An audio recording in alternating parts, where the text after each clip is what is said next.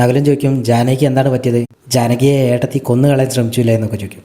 അപ്പോൾ ഏട്ടത്തി പറയും ഇല്ല ഞാനങ്ങനെയൊന്നും ചെയ്തിട്ടില്ല എന്ന് പറയും. നകുലൻ ചോദിക്കും എന്തിനാ ഇങ്ങനെ അഭിനയിക്കുന്നതെന്ന്.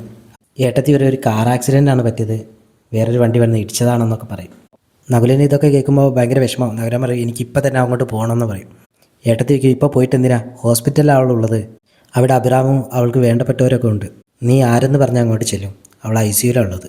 വിവരങ്ങളൊക്കെ ഗിരി അപ്പം വിളിച്ചറിയിക്കുന്നുണ്ട്. പക്ഷേ ഇതൊന്നും നകുലൻ ചെവി കൊള്ളില്ല. അവൻ പറയും എനിക്കിപ്പം തന്നെ പോകണം, ആ ഹോസ്പിറ്റലിൽ നല്ല ചികിത്സ അല്ലെങ്കിൽ വേറെ സ്ഥലത്തേക്ക് മാറ്റുകയൊക്കെ ചെയ്യണമെന്ന് പറയും. ഇതൊക്കെ കേട്ട് ചേച്ചി ചോദിക്കും അതിനൊക്കെ നീ ആരാന്ന് ചോദിക്കും. എന്നിട്ടും നകുലൻ അങ്ങോട്ട് തന്നെ പോകണമെന്ന് പറയുമ്പോൾ ചേച്ചി പിടിച്ചിരുത്തി കുറേ ഉപദേശിക്കും. ഇതൊക്കെ കേട്ട് നകുലൻ പറയും എനിക്ക് ആ ഹോസ്പിറ്റൽ വരെ എങ്കിലും പോകണമെന്ന് പറയും. ചേച്ചി പറയും നിന്നെ ഞാൻ കൊണ്ടുപോകാം, നമ്മളെ ആശ്വസിപ്പിക്കാൻ വന്നാണ് വിചാരിച്ചോളൂ എന്ന് പറയും. ഏട്ടത്തി പറയും അവൾ സർവൈവ് ചെയ്യുമെന്ന് ആദ്യം അറിയണം, എന്നിട്ട് മതി നമ്മളെ യാത്ര എന്ന് പറയുമ്പോൾ നകുലൻ പറയും അവൾ മരിക്കില്ല എന്ന് എനിക്ക് ഉറപ്പാണ്, ഏട്ടത്തി മരിക്കാൻ വേണ്ടി കാത്തിരിക്കാമെന്നൊക്കെ എനിക്ക് അറിയാമെന്ന് പറയും. അവൾ മരിക്കില്ല, അവൾ മരിക്കാൻ വേണ്ടി ആരും കാത്തിരിക്കേണ്ടെന്ന് പറയും. ഡോക്ടർ അബിയോട് പറയും ജാനകി കണ്ണ് തുറക്കാൻ സാധ്യതയുണ്ട്, പക്ഷേ കണ്ണ് തുറന്നാലും ചിലപ്പോൾ ഓർമ്മശക്തി നഷ്ടപ്പെട്ടെന്ന് വരാമെന്നൊക്കെ പറയും. എന്നാലും അവൾ ഇപ്പോഴത്തെ സാഹചര്യത്തിൽ നിന്ന് മടങ്ങി വരാനുള്ള സാധ്യത 90% കാണുന്നുണ്ടെന്നൊക്കെ ഡോക്ടർ പറയും. ഇത് കേൾക്കുമ്പോൾ അബിക്ക് സമാധാനമൊക്കെ തോന്നും. ഇക്കാര്യം അബി അമലിനോട് നിരഞ്ജനോട് പറയുമ്പോൾ നിരഞ്ജന പറയൂ ഓ ദൈവം കാത്തു. അബി പറയും എനിക്ക് പറയാൻ പോകുന്ന കാര്യമാണ് പ്രധാനം, ചിലപ്പോൾ ഓർമ്മശക്തി നഷ്ടപ്പെടാനും സംസാരിക്കാതിരിക്കാനും സാധ്യതയുണ്ടെന്നൊക്കെ പറയും. ഇത് കേൾക്കുമ്പോൾ അമലും നിരഞ്ജനയൊക്കെ ഒന്ന് ഞെട്ടും. നിരഞ്ജന പറയും ജാനകിയടുത്തേക്ക് ഒന്നും സംഭവിക്കില്ല. അപ്പോഴേക്കും അങ്ങോട്ട് അമ്മയും പൊന്നും വരും.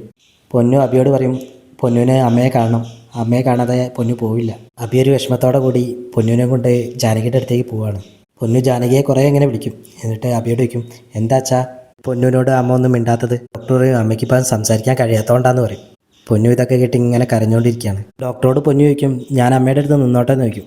അപ്പോൾ ഡോക്ടർ പറയും അമ്മയ്ക്ക് നല്ല ചികിത്സ കൊടുക്കണ്ടേ, എന്നാലല്ലേ പൊന്നുവിനോട് അമ്മയ്ക്ക് സംസാരിക്കാനൊക്കെ പറ്റുമെന്ന് ചോദിക്കും. അതുകൊണ്ട് മോള് അച്ഛൻ്റെ കൂടെ പോയിക്കോന്ന് പറയും. തമ്പിയും സേനും കൂടി ജാനകിയുടെ കാര്യം പറഞ്ഞുകൊണ്ടിരിക്കുക.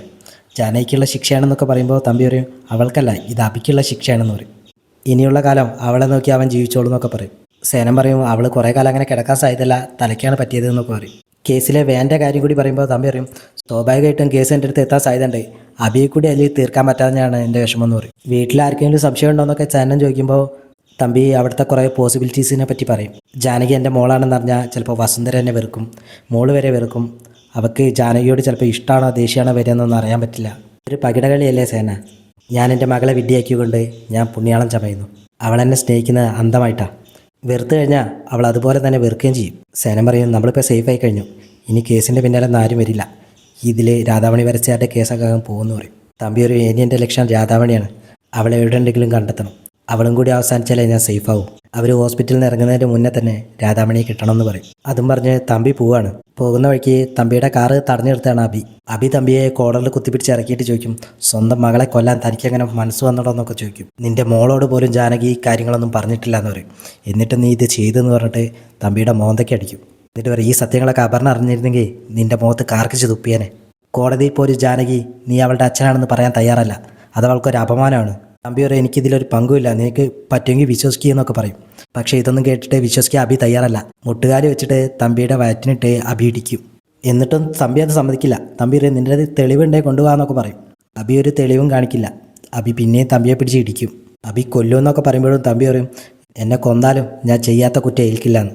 അബി പറയും നിൻ്റെ ശരീരത്തിൽ ഓരോ അവയവവും അറുത്തു മാറ്റി നിന്നെക്കൊണ്ട് ഞാൻ സത്യം പറയിക്കും, നിന്നെ തേടി ഞാൻ വരുമെന്ന് നിനക്കറിയായിരുന്നു, അതറിഞ്ഞിട്ട് തന്നെ നീ എൻ്റെ മുന്നിൽ നിൽക്കുന്നതെന്ന് നിൻ്റെ കണ്ണുകൾ എന്നോട് പറയുന്നുണ്ട്. ആർക്കും ആരെയും കൊന്നുകളയാൻ കഴിയുമടാ, അതിനൊരു ചെകുത്താൻ്റെ മനസ്സ് മാത്രം മതി. പക്ഷെ നിന്നെ ഞാൻ ജീവിക്കാൻ വിടില്ല, നീ തൊട്ടിരിക്കുന്നത് അഭിറാമിൻ്റെ ജാനകിയാണെന്നൊക്കെ പറയും.